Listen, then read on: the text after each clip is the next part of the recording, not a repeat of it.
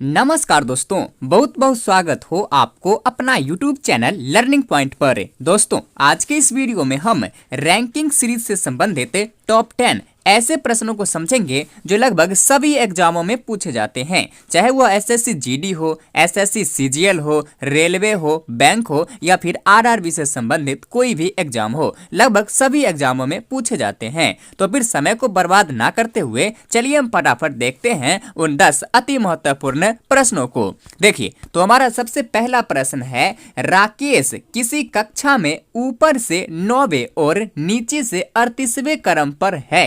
कक्षा में कितने बच्चे हैं? यानी कि कह रहा है कि पूरी कक्षा है, पूरी कक्षा में जो है राकेश को यदि ऊपर से देखा जाए तो वह 9वें स्थान पर आता है और यदि नीचे से देखा जाए तो वह 38वें स्थान पर आता है। तो कक्षा में कुल बच्चों की संख्या कितनी है? अब इसे सॉल्व कैसे करना है, बिल्कुल आसान तरीके से देखिए, बहुत ही आसान सवाल है। माना कि ये कोई कक्षा है और यहाँ पर जो है ये राकेश है। अब देखिए, कहता है ऊपर से 9वें क्रम पर है, यानी कि ऊपर से जब काउंट करते हैं तो ये राकेश 9वें स्थान पर आता है, यानी कि इससे ऊपर अब 8 बच्चे हैं। और यदि नीचे से काउंट करता हूँ, नीचे से, तो ये राकेश जो है ये 9वां स्थान पर ऊपर से आता है, यही जो है नीचे से 38वें स्थान पर आता है, यानी कि इससे नीचे कुल 37 बच्चे हैं। तो बच्चे की कुल संख्या कितनी हुआ? तो 8 + 37 कितना हो गया? 45 प्लस से इसमें ये राकेश जो है 9वें स्थान पर आता है और 38वें स्थान पर आता है। एक इसे भी काउंट करेंगे तो 45 + 1 क्या हो गया? 46। बच्चों की कुल संख्या 46 है। कैसे करेंगे? यहाँ 9 है, यानी कि इससे ऊपर 8 है और जब नीचे से काउंट करते हैं तो 38 आता है, यानी कि इससे नीचे 37 है। दोनों को ऐड कर लेंगे, 8 + 37 बराबर 45 और एक इस राकेश को भी ऐड कर लेंगे, 45 × 1 = 46। अब इसे ट्रिक लगाकर जल्दी में कैसे बनाएंगे? देखिए, ऊपरी क्रम प्लस नीचे का क्रम। ऊपर का क्रम कितना है? 9 है और नीचे क्रम 38 है। दोनों को ऐड करेंगे, 9 + 38 बराबर 47। अब हमने ऊपर से और नीचे से ये 38 और 9 दोनों को जो काउंट किया, लेकिन यहाँ पर तो एक ही बंदा है, ये राकेश ही है, जिसको हमने ऊपर से भी काउंट कर लिया और नीचे से भी काउंट कर लिया, इसलिए इसमें से एक को माइनस कर लेंगे। तो 47 - 1 बराबर 46 से क्या करेंगे? ऊपरी क्रम प्लस निचले क्रम और उसमें से एक को माइनस कर देंगे, जो आएगा वही सही आंसर हो जाएगा। तो यहाँ सही आंसर क्या हो गया? 46 से। कहाँ है? तो ए नंबर है। चलिए, इसी प्रकार से आगे अब दूसरा प्रश्न कहता है कि 35 विद्यार्थी की एक कक्षा में किरण नीचे से 7वें स्थान पर है, जबकि सोहन ऊपर से 9वें स्थान पर है। मोहन दोनों के ठीक बीच में है। मोहन से किरण की स्थिति क्या है? देखिए, ये भी बहुत आसान है, ऐसे समझिए इसे। माना कि ये कोई कक्षा है। अब विद्यार्थी कितने हैं? तो 35 विद्यार्थी है, कुल 35 विद्यार्थी है। ये 35 विद्यार्थी हो गया।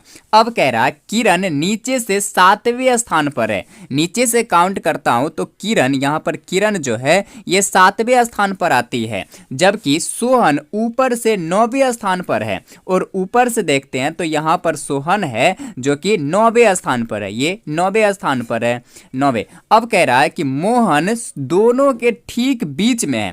अब इन दोनों के ठीक बीच में मोहन है, यहाँ पर मोहन है। मोहन से किरण की स्थिति क्या है?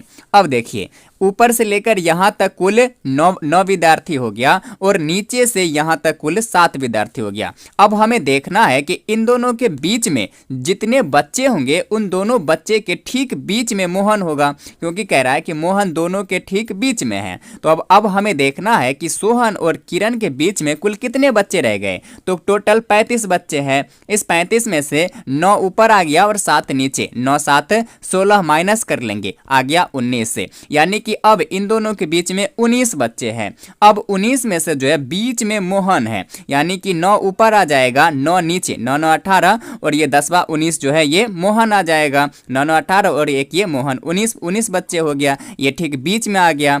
अब कह रहा है कि मोहन से किरण की स्थिति क्या है। अब यहाँ मोहन है, यहाँ से किरण की स्थिति क्या है? तो मोहन के बाद कुल 9 विद्यार्थी है, 9वां के बाद ये किरण 10वें नंबर पर आ जाएगा, यानी कि किरण की स्थिति क्या है? तो 10वां है। और यदि ऊपर भी पूछ दे सोहन की स्थिति क्या है तो भी 10वां ही आएगा, क्योंकि मोहन दोनों के ठीक बीच में ही है। अब यहां से यदि ऊपर भी चलते हैं तो ऊपर भी 9 विद्यार्थी हैं और 9 के बाद ये सोहन 10वें स्थान पर आ जाएगा, तो ये हो गया 10वां आंसर सही। चलिए आगे देखिए। अब इसी प्रकार से तीसरा प्रश्न कहता है कि लड़कियों की एक कतार में आलिया दोनों छोर से 11वें स्थान पर है, बताएं कि कतार में कुल कितनी लड़कियां हैं।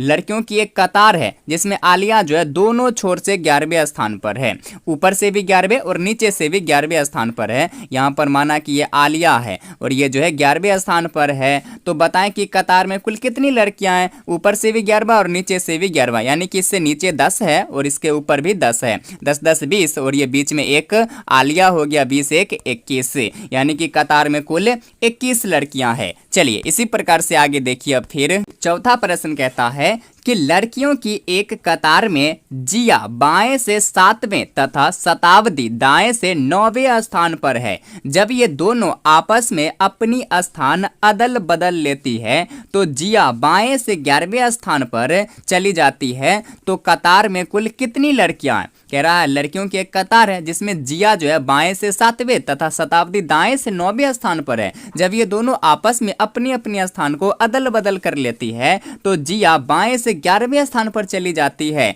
तो कतार में कुल कितनी लड़कियां हैं। देखिए इसे ये भी बहुत आसान है, ऐसे समझिए इसे। माना कि ये कोई कतार है, ये कोई लड़कियों की कतार है। अब कह रहा है कि जिया बाएं से 7वें तथा शताब्दी दाएं से 9वें स्थान पर है। जिया जो है बाएं से, बाएं किधर है, इधर है, इधर से अब जिया जो है 7वें स्थान पर है, 7वें स्थान पर है, तथा शताब्दी जो है दाएं से, इधर शताब्दी है, ये दाएं से 9वें स्थान पर है।